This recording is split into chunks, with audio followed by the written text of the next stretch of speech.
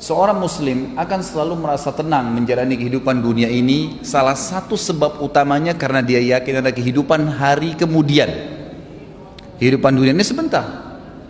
Semua kita lihat depan mata kita, sekuat apapun fisik seorang manusia, kita nggak bicara lagi makhluk Allah yang lain, manusia saja.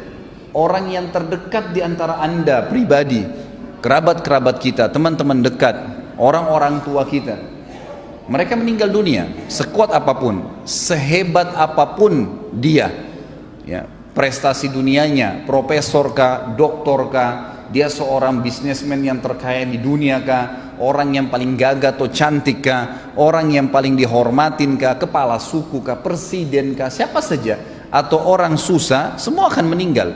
Kehidupan dunia sebentar akan dilaluin. Orang mukmin yakin bahwasanya ada kehidupan yang abadi di sana. Sehingga perhatikan bedanya. Kalau orang mukmin tahu ada hari kemudian, akan membuat dia musibah apapun yang datang padanya, dia akan bilang, oh ini kehidupan dunia. Toh juga saya akan dapat pahala sabarnya di akhirat. Toh nanti akan membersihkan dosa saya dengan musibah ini. Mudah nggak dia lalui musibahnya?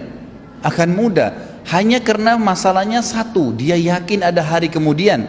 Dia kalau ditipu oleh orang, ada orang berbuat zalim kepada dia, dia sangat tahu kalau dia beriman, ada hari kemudian, ada hisab di sana. Tidak ada orang yang berbuat zalim kepada diri kita, Bapak Ibu sekalian, kecuali kita akan mengambil hak kita demi Allah di mahkamahnya Allah hari kiamat. Tidak ada, sekecil apapun. Jadi dalam tafsir ayat wa may ya'mal mithqala dzarratin khairan yara, siapa yang berbuat kebaikan sebesar biji sawi dia akan lihat hari kiamat. Kata ulama, dihadirkan di depannya tempat dia lakukan pada saat itu, jenis pekerjaannya, waktunya, seperti dia melihat sebuah cuplikan film yang dia lihat bagaimana dia melakukannya, dan dia ingat wa may ya'mal mithqala dzarratin syarran yara, dan siapa yang berbuat keburukan sekecil biji sawi pun dia akan lihat pada hari kiamat tempatnya, kapan dia lakukan, siapa yang sedang dia jahati, dan seterusnya akan diperlihatkan pada hari kiamat. Tidak ada sesuatu yang hilang. Bukankah hadis Nabi SAW yang masyhur riwayat Bukhari, bahwasanya apakah kalian tahu siapa orang yang bangkrut? Hadis ini sudah sering masyhur di kalangan para dai-dai kita. Maka para sahabat mengatakan, ya Rasulullah, orang yang bisnis bangkrut, hilang dirham dan dinarnya. Kata Nabi SAW, bukan, itu kecil kalau cuma dirham dan dinarnya yang habis, rupiahnya habis, tokonya bangkrut, itu kecil, tidak ada masalah sebenarnya. Tapi orang yang bangkrut yang sebenarnya adalah orang yang datang hari kiamat membawa pahala sholat lengkap, pahala puasa lengkap, pahala haji, pahala sedekah, banyak sekali. Tapi dari sisi lain pernah mencaci maki orang yang ini, pernah memukul orang yang itu, pernah mengambil haknya orang yang ini, dan tidak minta maaf, tidak mengembalikan hak-hak itu di dunia. Maka mereka akan datang pada hari kiamat di mahkamahnya Allah menuntut, ya Allah, orang ini zalimi saya, ya Allah, orang ini pernah pukul saya, pernah gibah saya, pernah fitnah saya, pernah mengambil sepotong tanah saya, pernah dan seterusnya. Lalu diambillah dari pahala dia, dibagi-bagikan kepada orang-orang yang sedang menuntut. Kalaupun sudah habis pahalanya dan masih banyak yang datang menuntut, kata Nabi SAW, diambil dosa-dosanya orang yang menuntut, ditimpakan kepada dia. Maka jadilah dia orang yang bangkrut sebenarnya. Pahalanya semua habis, ditambah lagi ditimpakan kepadanya dosa-dosanya orang yang akan menyebabkan dia menanggung hukumannya, gitu kan? Maka dia dilemparkan, kata Nabi SAW, ke dalam api neraka lebih jauh daripada jarak timur dan barat. Perhatikan kalau orang beriman membaca hadis ini, kira-kira apa yang membuat dia khawatir kalau dia terzalimi di dunia? Gak ada sesuatu. Kalau kita tidak bisa mengambil hak kita di dunia, kita akan panen dalam bentuk pahala pada hari kiamat, akan melahirkan ketenangan jiwa. Kita akan tenang, ternyata tidak ada yang hilang tuh. Sendal kita yang pernah diambil, HP kita yang pernah dicuri, kunci mobil kita yang pernah hilang, mobilnya pernah hilang, pernah dibuat apa sajalah kezaliman orang lakukan. Tidak ada yang akan selamat pada hari kiamat. Allah Subhanahu wa taala akan datang dan menghakimi semua hambanya.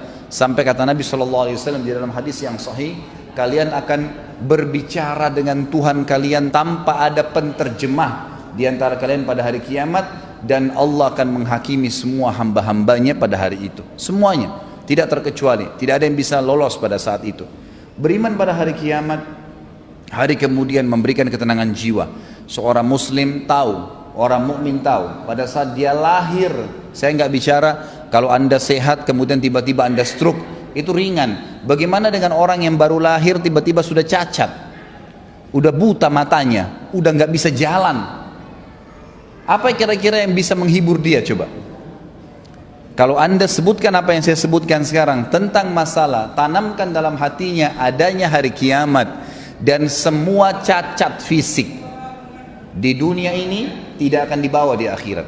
Tidak akan dibawa di akhirat. Karena fisik yang kita pakai sekarang hanya sebatas di dunia. Hanya sebatas di dunia.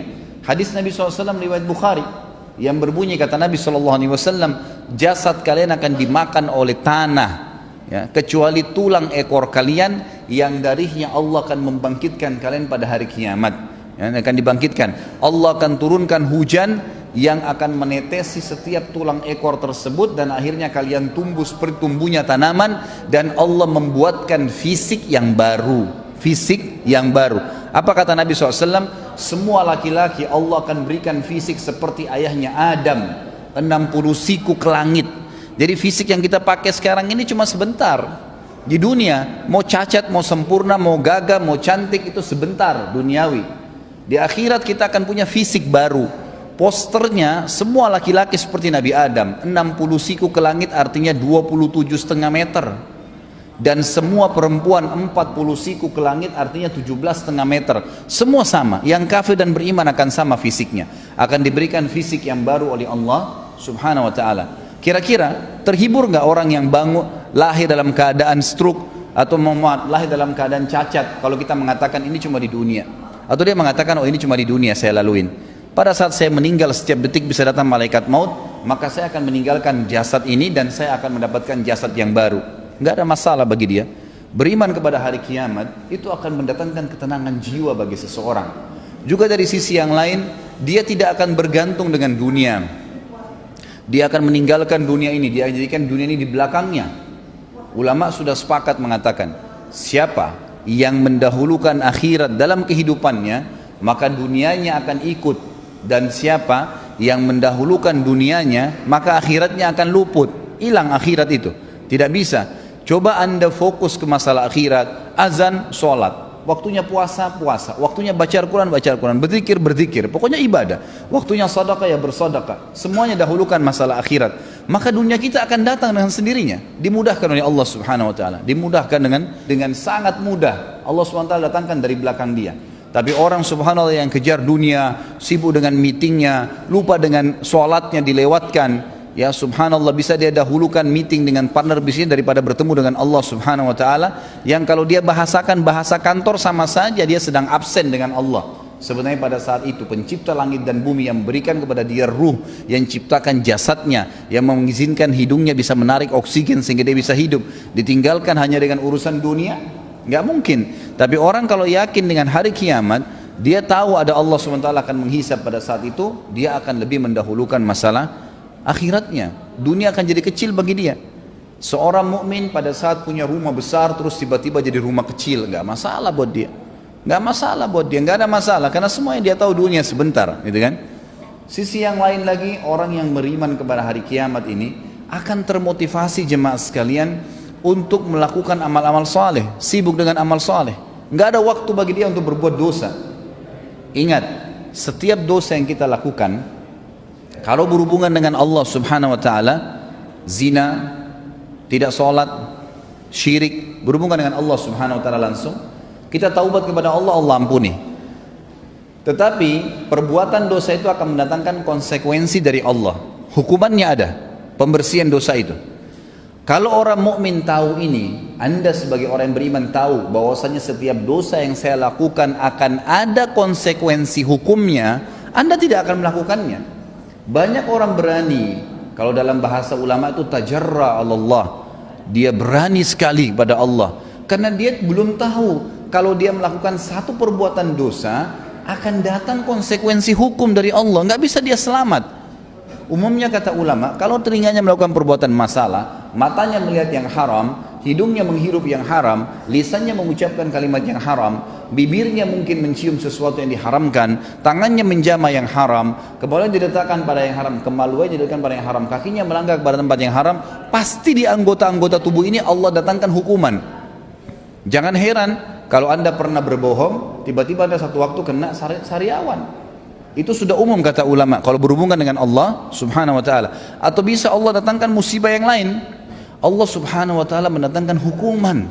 Maka Bapak Ibu sekalian jangan merasa aman dengan dosa kepada Allah subhanahu wa ta'ala. Enggak main-main itu.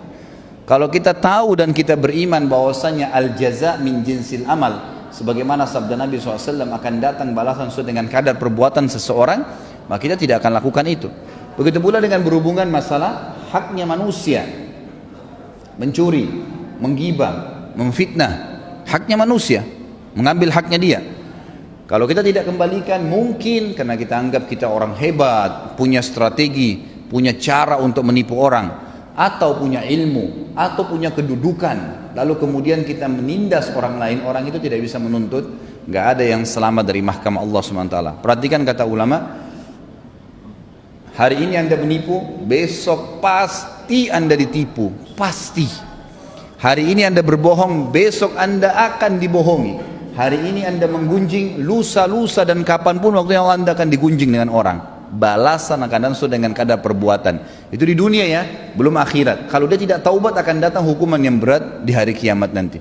Kalau kita tahu dan sadar bahwasanya ada hisab hari kiamat, kita akan lebih hati-hati. Tidak akan mudah untuk melakukan perbuatan dosa, karena berat di dunia, berat juga di akhirat nanti.